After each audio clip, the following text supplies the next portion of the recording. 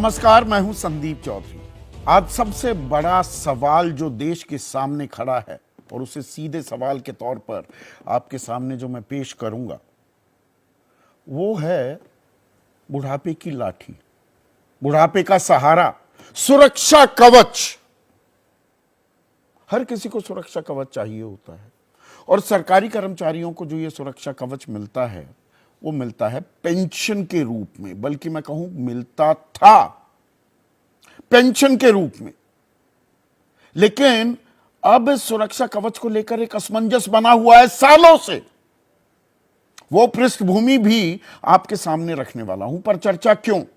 क्योंकि कल देश के दिल राजधानी दिल्ली के रामलीला मैदान में 1 लाख से भी ज्यादा सरकारी कर्मचारी, इनमें शिक्षकों की तादाद अच्छी खासी है, national movement for old pension scheme के नेतृत्व में यह रैली की जा रही है। और यह संगठन दावा करता है कि 1 करोड़ कर्मचारी इनके संगठन में शामिल हैं। वो पुरानी पेंशन फिर से बहाल करने की लगातार मांग कर रहे हैं। अब पुरानी पेंशन की बात आती है तो यह दरअसल पुरानी और नई पेंशन में फर्क क्या है, यह बताना भी जरूरी हो जाता है। 1 अप्रैल 2004 को वाजपेयी सरकार ने नई पेंशन योजना लागू की थी। पुरानी पेंशन योजना को ठंडे बस्ते में डाल दिया गया था, उसे खत्म कर दिया गया था। 1-2 राज्यों में चली, पश्चिम बंगाल में आज भी चल रही है, बाकी सब मान गए। और मनवाया किसने? यह दिलचस्प बात है। लागू वाजपेयी सरकार ने की, लेकिन इसे सही मायने में जमीन पर उतारा मनमोहन सिंह की सरकार ने, कांग्रेस की सरकार ने, उस वक्त के वित्त मंत्री पी चिदंबरम ने। अब दोनों में फर्क क्या है? पुरानी पेंशन में आपकी तनख्वाह में से पेंशन के लिए कोई राशि नहीं कटती थी। जब आप रिटायर होते थे, जो आपकी आखिरी तनख्वाह है उसका आधा आपको पेंशन के तौर पर मिल जाता था। साथ में ग्रेच्युटी भी मिलती थी और महंगाई भत्ता वगैरह भी जुड़कर आता है। तो जिन्हें पुरानी पेंशन मिलती थी या मिलती है, वो किसी के सहारे उनको रहने की जरूरत नहीं पड़ती। अब नई पेंशन स्कीम आई। नई पेंशन स्कीम में क्या है?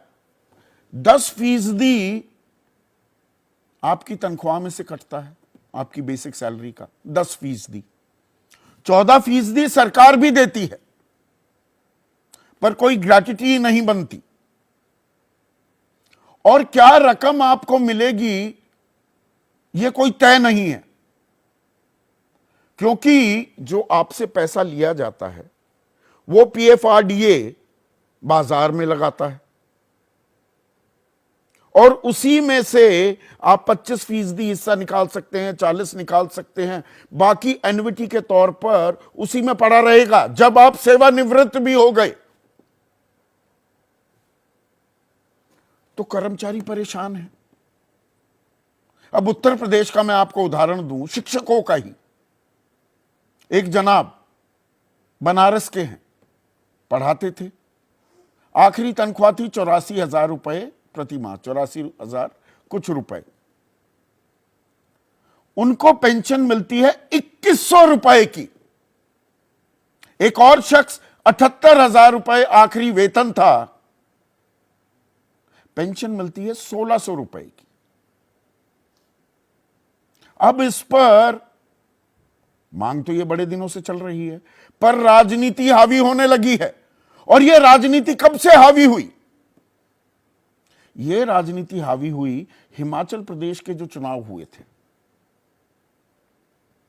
हिमाचल प्रदेश एक मामले में बड़ा रोचक राज्य है, छोटा राज्य है।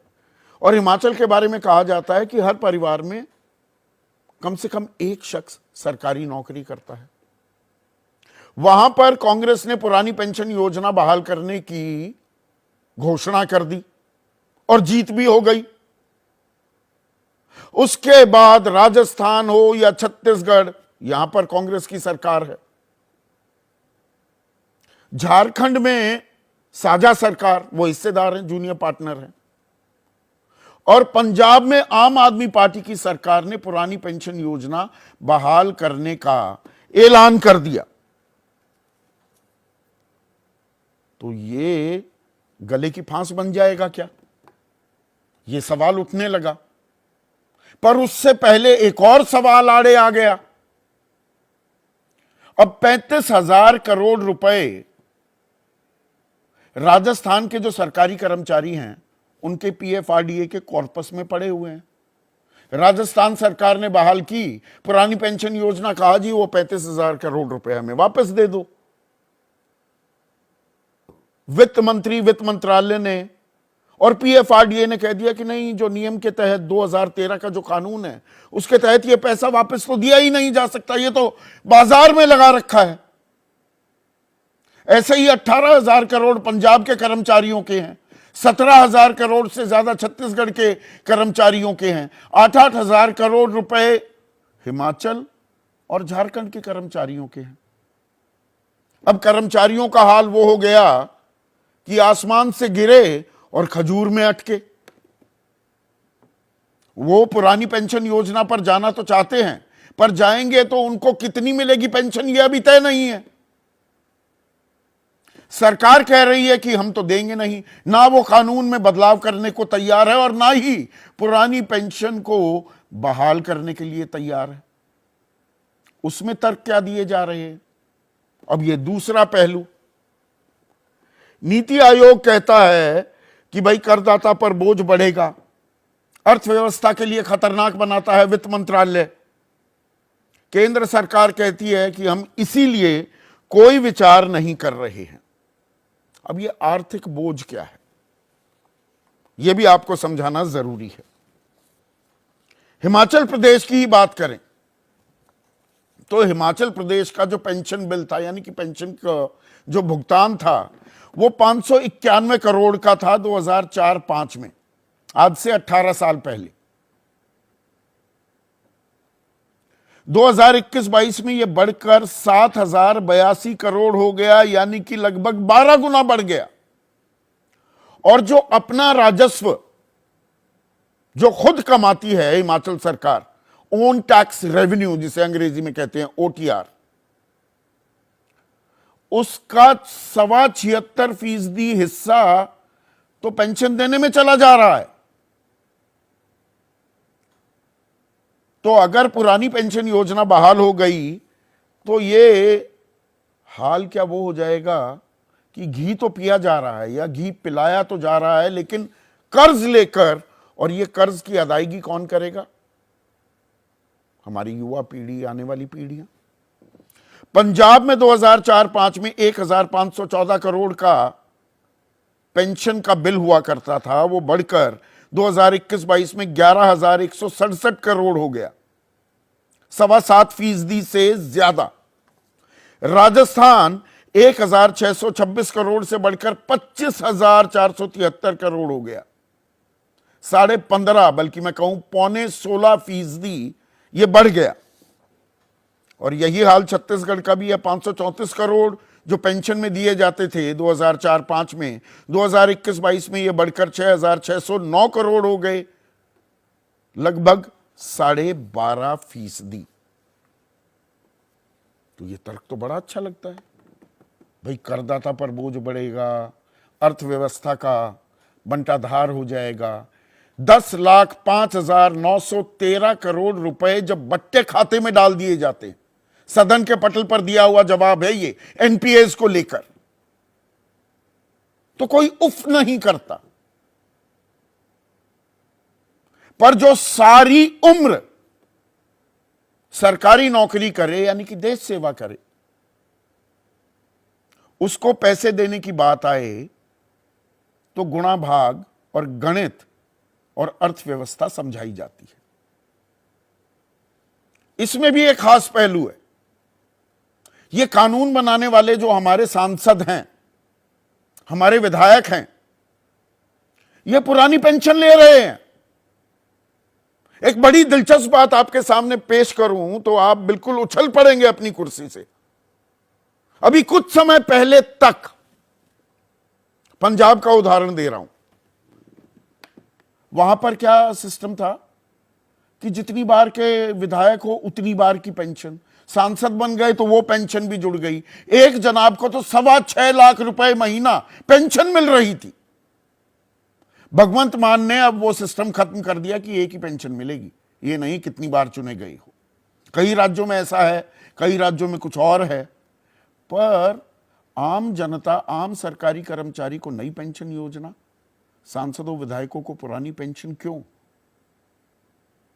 और मुझे अपने फौजियों पर गर्व है, नाज है, वो देश के लिए जान कुर्बान करने को तैयार रहते हैं, उन्हें पुरानी पेंशन दी जाती है।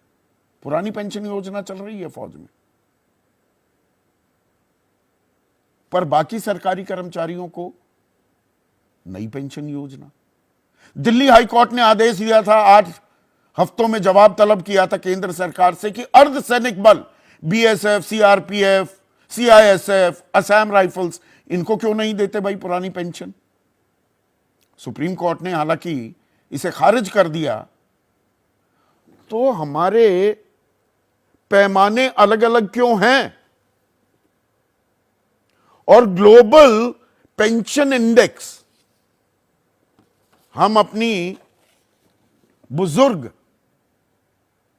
जो पीढ़ी है उनका कितना ख्याल रखते हैं उसका एक अंदाजा मिलता है। 44 देशों में हम 41वें नंबर पर हैं, और हम तो एक वेलफेयर स्टेट है, तो सरकार की कोई जिम्मेदारी या कोई जवाबदेही नहीं होती है क्या? और 40 लाख के करीब केंद्र में सरकारी कर्मचारी हैं, 31 लाख केंद्र सरकार में, 9 लाख तो पोस्ट खाली पड़ी हैं, अभी 2.5-3 लाख भर गई हैं, और 8.5 लाख सार्वजनिक क्षेत्रों में, पब्लिक सेक्टर अंडरटेकिंग्स में काम करते हैं। कुल मिलाकर सरकारी कर्मचारियों की तादाद 2 करोड़ से ज्यादा बताई जाती है। तो क्या ये पुरानी पेंशन का जिन फिर बाहर निकलेगा? और क्या पुरानी पेंशन की लड़ाई 24 तक भी जाएगी? इसी पर आज हम चर्चा करने वाले हैं। ऐसे में आज का सीधा सवाल, पुरानी पेंशन देगी सरकार को टेंशन, और पुरानी वर्सेस नई, कौन सी पेंशन स्कीम सही?